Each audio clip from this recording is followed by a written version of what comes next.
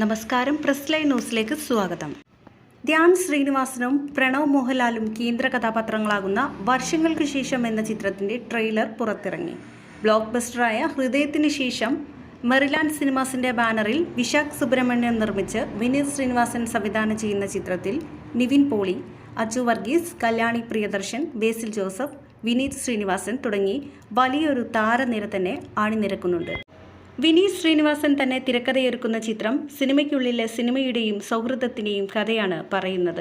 ധ്യാൻ ശ്രീനിവാസൻ സംവിധാനം നിർവഹിച്ച love action ഡ്രാമയ്ക്ക് ശേഷം നിവിൻ പോളി, വിനീത് ശ്രീനിവാസൻ, ധ്യാൻ ശ്രീനിവാസൻ, അച്ചു വർഗീസ്, ബേസിൽ ജോസഫ്, വിശാഖ് സുബ്രഹ്മണ്യൻ എന്നിവർ വീണ്ടും ഒന്നിക്കുന്ന ചിത്രം കൂടിയാണിത്. ചിത്രത്തിലെ ഗാനങ്ങൾ ഒരുക്കിയിരിക്കുന്നത് അമൃത് രാംനാഥാണ്. ഇന്ത്യയുടെ വിവിധ ഭാഗങ്ങളിലായി വമ്പൻ സെറ്റുകളിട്ട് ഷൂട്ട് ചെയ്ത ചിത്രം വിഷു റിലീസായി ഏപ്രിൽ 11 തിയേറ്ററുകളിലെത്തും.